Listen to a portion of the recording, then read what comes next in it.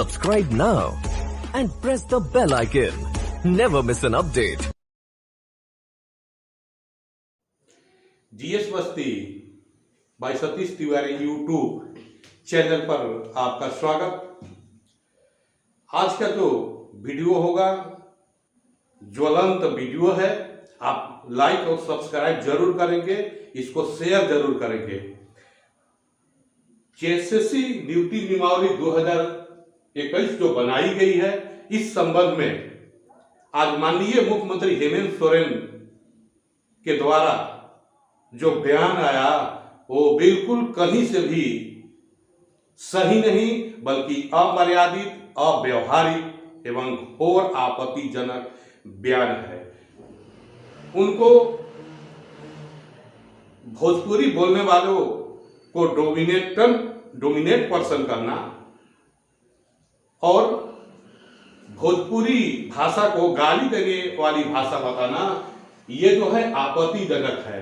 ऐसे जिम्मेदार पदों पर बैठना, ऐसे राज का मालिक होना, मुख्यमंत्री जैसे पदों को सुशोभित करते हुए किसी भाषा का, किसी धर्म को, किसी जाति को जो है इस तरह से टारगेट करना जो है कहीं से भी मर्यादित नहीं है। जो इनका बयान आया, अब हम देखते हैं जब इन्होंने भोजपुरी को गाली देने वाला भाषा बताया, तो जैसा कि हम जानते हैं इस भाषा की उत्पत्ति अर्थात भोजपुरी भाषा की उत्पत्ति संस्कृत से हुई है।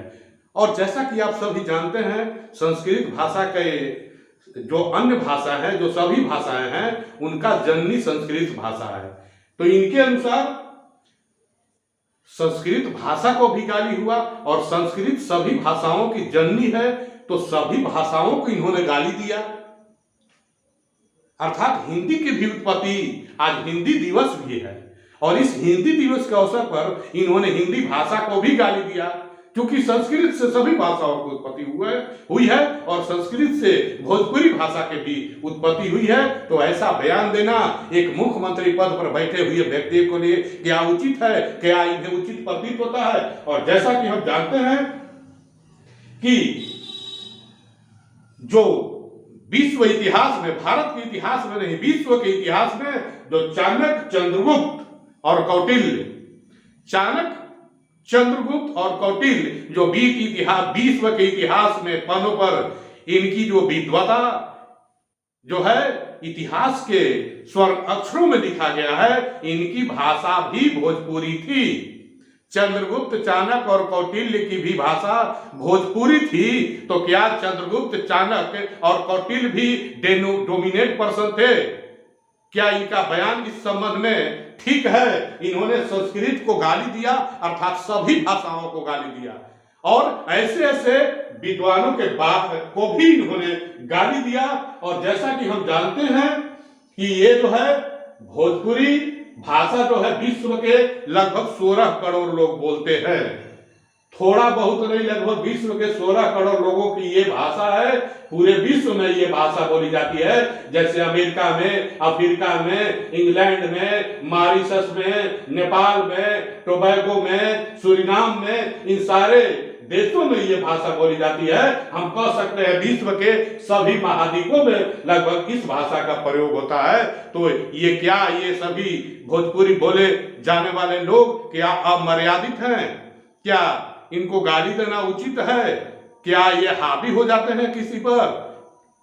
ऐसा बयान देना कहीं से उचित नहीं है। और अभी हम देखते हैं इनके सरकार में भी आरजेडी शामिल है। इनके सरकार में भी जो लोग शामिल हैं वो भोजपुरी से ताल्लुक रखते हैं। तो क्या ये सरकार चला रहे हैं ऐसे गाली देने वाले भाषाओं के साथ रहकर? तो ऐसा बयान कैसा है? तो ये और भोजपुरी हिंदी की उपभाषा भी है और आज हिंदी दिवस भी है जैसा कि हमने बताया। तो आप समझ लीजिए ये हिंदी को भी गाली दे रहे हैं। और भोजपुरी भाषा का इतिहास अगर हम देखें तो 7वीं सदी से शुरू होता है। भोजपुरी भाषा का इतिहास को हम देखें तो 7वीं सदी से शुरू होता है और मुगल काल एवं मुगल काल के लोग भी मुगल काल शासन में भी भोजपुरी भाषा का प्रयोग हुआ और अंग्रेजों ने भी जब यहाँ अंग्रेज शासन करते थे तो जब ये बिहार में थे तो बिहार के क्षेत्रों में बिहार के न्यायालयों में भी भोजपुरी भाषा का प्रयोग इन्होंने किया है। कायस्थ इनकी लिपि थी, भोजपुरी का कायस्थ लिपि है। तो मुगल काल एवं अंग्रेजों ने भी इस भाषा का प्रयोग किया।